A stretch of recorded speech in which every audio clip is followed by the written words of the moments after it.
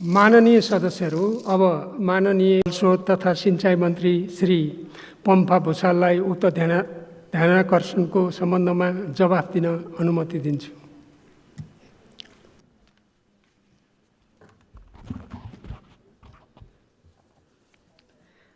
सम्मान्य सभामुख महोदय, भर्खरै माननीय भीम रावलजीले माथिल्लो कर्णाली जलविद्युत आयोजनाको विकास सम्झौता आदिबारे समग्र जलस्रोतका बारेमा जो ध्यानाकर्षण प्रस्ताव दिनुभएको छ, म त्यसबारे चाहिँ आफ्ना भनाइ राख्न चाहन्छु नेपाल सरकारको तर्फबाट। सभामुख महोदय, नेपालमा उपलब्ध जलस्रोतको समुचित विकास, व्यवस्थापन र उपभोगबाट समुन्नत, आत्मनिर्भर र उज्यालो नेपाल बनाउन स्पष्ट मार्गचित्रसहित नेपाल सरकार दृढताका साथ अगाडि बढेको छ। यस सन्दर्भमा मान्यज्यूहरूको निरन्तर सहयोग र सुझावको अमूल्य योगदान रहने बेहोरा अवगत गराउन चाहन्छु। सम्मान्य सभामुख महोदय, अब म मान्यजीले गराउनु भएको ध्यानाकर्षणका सम्बन्धमा स्पष्ट पार्ने प्रयास गर्नेछु। देशमा उपलब्ध जलस्रोतको समुचित विकास, व्यवस्थापन र उपयोगबाट देशलाई सम्पन्नता उन्मुख गर्ने प्रशस्त सम्भावनाहरू रहँदै पनि हामीले आर्थिक, प्राविधिक तथा अन्य कारणले गर्दा आफ्नै उपयोगको लागि समेत पर्याप्त जलविद्युत उत्पादन गर्न सकेका छैनौँ। जलविद्युत क्षेत्रको विकासको लागि वैदेशिक लगानी भित्राउने र जलविद्युतलाई राष्ट्रिय तथा क्षेत्रीय आवश्यकता अनुसार विकास गर्ने उद्देश्यले विद्युत ऐन 2049, जलविद्युत विकास नीति 2058, राष्ट्रिय जल योजना 2005, श्वेतपत्र 2075 एवं आवधिक योजनाहरू मार्फत सरकारले कार्यक्रमहरू अगाडि बढाइरहेको छ। सामान्य सभामुख महोदय, नेपालमा आर्थिक वर्ष 74-75 देखि नै पूर्ण रूपमा लोड सेडिङ अन्त भइसकेको हुनाले प्राविधिक समस्या आउँदा तथा नियमित मर्मत सम्हारको लागि बाहेक हाल कतै पनि घोषित रूपमा विद्युत आपूर्ति कटौती गरिएको छैन। रुस युक्रेन युद्धको कारणले विश्वमा नै कोइलाको आपूर्तिमा समस्या आई छिमेकी देशहरूमा समेत चरम ऊर्जा सङ्कट आइरहेको समयमा नेपालमा स्वच्छ जलविद्युत उत्पादन मार्फत विद्युतको आपूर्ति भइरहेको अवस्था छ। गत आर्थिक वर्षको अन्त्यसम्ममा देशभित्र विद्युतको पहुँच करिब 95% पुगिसकेको छ भने नेपाल सरकारले आगामी 2 वर्षभित्र पूर्ण विद्युतीकरण गर्ने लक्ष्य लिई सोही अनुरूप कार्यान्वयनलाई अगाडि बढाइरहेको छ। भौगोलिक कठिनाई र विकटताका कारणले गर्दा अन्य प्रदेशहरूको तुलनामा कर्णाली प्रदेशमा करिब 57% र सुदूर पश्चिम प्रदेशमा करिब 79% जनतामा विद्युतको पहुँच पुगेको छ भने डोल्पा, मुगु र हुम्लामा राष्ट्रिय ग्रिड पुग्न बाँकी रहेको छ।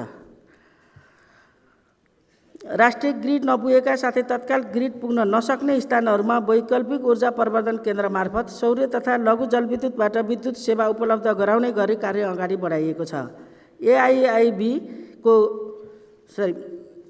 यसका साथै नेपाल विद्युत प्राधिकरणले अन्तर्राष्ट्रिय दात्री निकायहरू EIB र AIIB को करिब रु 25 अरबको संयुक्त लगानीमा विद्युतीकरण हुन बाँकी स्थानहरूको लागि विद्युतीकरण गर्न बोलपत्र आह्वान गरिसकेको छ।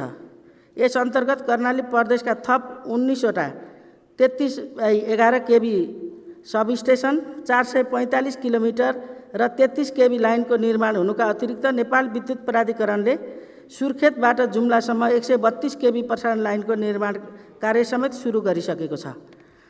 अत आगामी 2 वर्षभित्रमा कर्णाली प्रदेशका सबै घरधुरीमा विद्युतीकरणको अतिरिक्त भरपर्दो विद्युत सेवा प्रदान गर्न प्राथमिकताका साथ कार्य भइरहेको बेहोरा सम्मानित सदस्य समक्ष प्रस्तुत गर्न चाहन्छु। सम्मान्य सभामुख महोदय, 10 वर्षमा 15,000 मेगावाट विद्युत उत्पादन गर्ने राष्ट्रिय लक्ष्य पूरा गर्न हामीसँग अब 5 वर्ष मात्र बाँकी छ।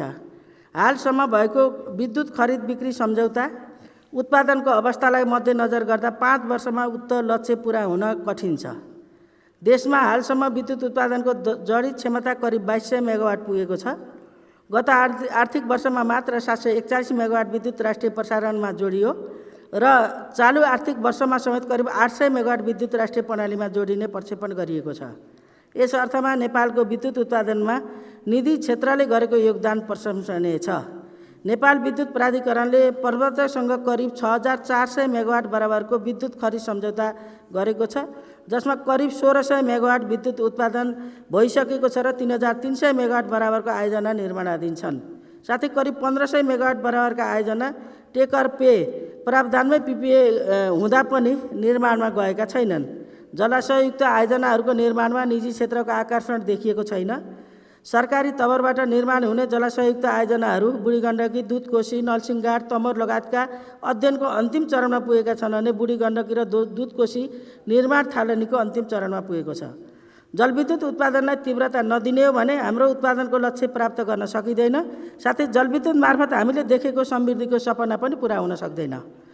हाल नेपालको प्रति व्यक्ति विद्युत खपत 351 युनिट प्रति वर्ष रहेको छ। सरकारको लक्ष्यअनुसार प्रति व्यक्ति विद्युत खपत पुर्याउनको निम्ति विद्युतको उत्पादन, प्रसारण र वितरणका साथै विद्युत खपतलाई गुणात्मक रूपमा वृद्धि गर्नुपर्नेछ। सम्माननीय सभामुख महोदय, सरकारले विद्युत उत्पादनको राष्ट्रिय लक्ष्य हासिल गर्नका लागि आयोजना निर्माणलाई प्राथमिकतामा राखेको छ। जलविद्युतको विकासका लागि सार्वजनिक निजी साझेदारी, सहकारी र स्वदेशी तथा विदेशी निजी क्षेत्रको लगानीलाई परिचालन गरी व्यवस्थित रूपमा आयोजनालाई विकासलाई अघि बढाउन, साथै गतिशील तथा प्रतिस्पर्धावादी अर्थतन्त्र विकास गर्न तथा रोजगारीको अवसर सिर्जना गरी गरिबी निवारणमा अर्थपूर्ण योगदान पुर्याउन गठन भएको लगानी बोर्ड मार्फत समेत जलविद्युतका आयोजनाहरू अघि बढाइने गरेको कुरा विदितै छ। माथिल्लो कर्णाली, पश्चिम सेती र SR6 आयोजना लगानी बोर्ड मार्फत अगाडि बढेका आयोजनाहरू हुन्। सम्माननीय सभामुख महोदय, माथिल्लो कर्णाली, अरुण तेस्रो एवं बुढी गण्डकी जलविद्युत आयोजनालाई निर्माण, स्वामित्व, सञ्चालन र हस्तान्तरण बुट पद्धतिबाट विकास गर्नका लागि सन् 2006 को डिसेम्बरमा अन्तर्राष्ट्रिय आशय पत्र आह्वान गरिएको थियो। नेपालले पाउने उच्चतम फाइदालाई आधार मानेर छनौटका आधारहरू तयार गरिएकोमा नेपाललाई सबैभन्दा बढी फाइदा दिने Italian Thai development public limited GMR ITDबाट प्राप्त प्रस्तावमा नेपाललाई 12% निःशुल्क बिजुली तथा नेपाल विद्युत प्राधिकरणलाई 27% निःशुल्क सेयर दिने प्रस्ताव भएको थियो। सो अनुरूप जोइन्ट भेन्चर कम्पनीसँग 2008 मा समझदारी भएको थियो। तत्पश्चात संयुक्त उपक्रमद्वारा स्थापित GMR अपर कर्णाली हाइड्रो पावर लिमिटेडले प्रचलित विद्युत ऐन 2049 बमोजिम विद्युत उत्पादनको सर्वेक्षण अनुमति पत्र लिई आयोजनाको सम्भाव्यता तथा वातावरणीय प्रभाव मूल्याङ्कन तयार गरेको थियो। लगानी बोर्ड 2075 बमोजिम लगानी बोर्डको कार्यालय स्थापना भए पश्चात उक्त आयोजनाको कार्यान्वयन सोही निकायबाट भइरहेको र नेपाल सरकार मन्त्री परिषदको स्वीकृतिमा लगानी बोर्डले कार्यालय र कम्पनी बीच सन् 2014 मा परियोजना विकास सम्झौता भएको विदितै छ। सम्माननीय सभामुख महोदय, यो छनौट प्रक्रिया पारदर्शी थियो। इच्छुक स्वदेशी र विदेशी लगानीकर्तालाई समान रूपमा प्रतिस्पर्धामा समावेश हुने मौका दिएको थियो। लगानी बोर्डको सिफारिसमा नेपाल सरकार मन्त्री परिषदको मिति 2079 असार 31 को बैठकले GMR अपर कर्णाली हाइड्रो पावर लिमिटेडको वित्तीय व्यवस्थापनको म्याद निर्णय भएको मितिले 2 वर्ष थप गर्ने निर्णय गरेको छ। विकासकर्ताले सो अवधिमा कार्ययोजना बमोजिम विद्युत बिक्री सम्झौता, वित्तीय व्यवस्थापन लगायतका कुराहरू सम्पन्न गर्नुपर्ने व्यवस्था गरिएको छ।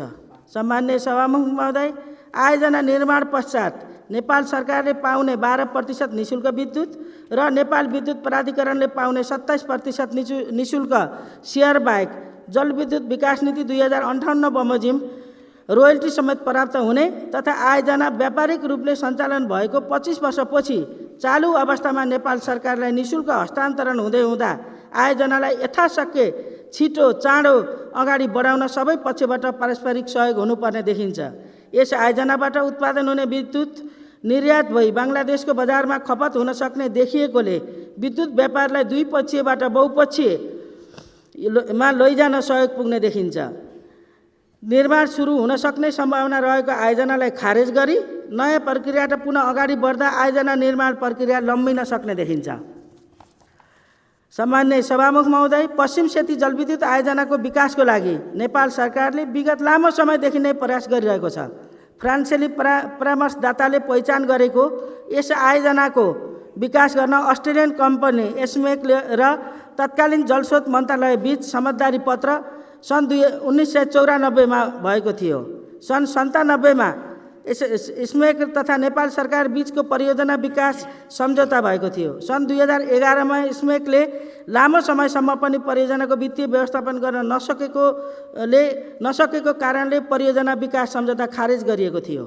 सो आयोजनाको विकास गर्न पुनः सन् 2012मा सरकारले चिनिया company China 3 Gorges international CTGI सँग MOU गरेको थियो। सन् 1912मा को अगस्तमा लगानी बोर्डले विकासकर्तासँग पुनः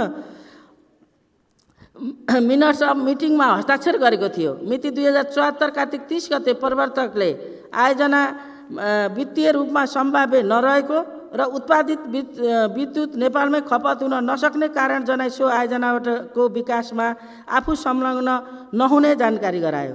तत्पश्चात 2019मा भएको लगानी सम्मेलनमा पश्चिम सेती SR6 आयोजना विकासको लागि आशय पत्र माग गरिएकोमा मैट्रिक्स इन्टरप्राइजेज प्राइभेट लिमिटेड संक्षिप्त सूचीमा परेको र सो कम्पनीले निर्धारित समयभित्र आवश्यक कागजात पेश गर्न नसकेकोले प्रतिस्पर्धाबाट प्रवर्तक छान्ने प्रयास सफल हुन सकेन।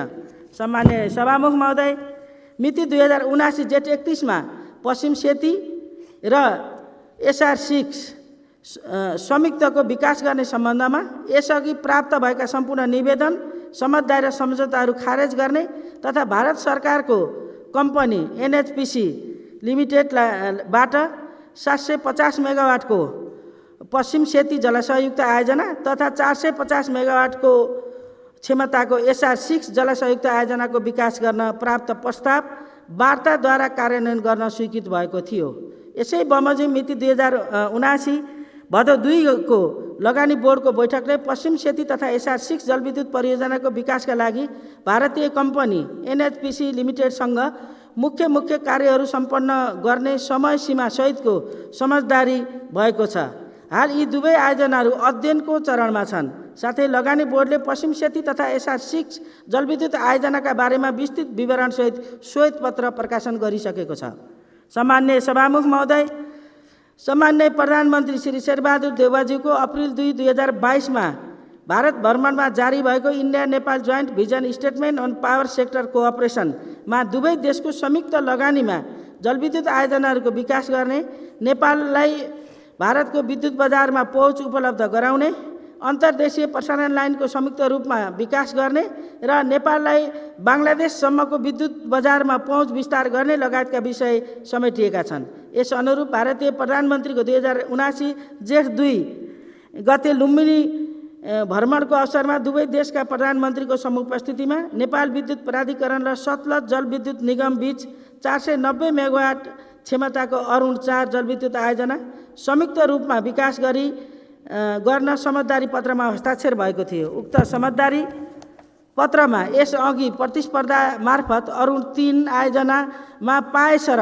नेपालले 21.9% निःशुल्क विद्युत प्राप्त गर्ने, आयोजनाको 49% स्वामित्व नेपाल विद्युत प्राधिकरणको रहने, विद्युत उपयोगको पहिलो अधिकार नेपालको रहने, साथै कम्पनीले नै आयोजनाको वित्तीय व्यवस्थापन र विद्युतको बजार सुनिश्चितता गर्ने प्रावधानहरू रहेका छन्।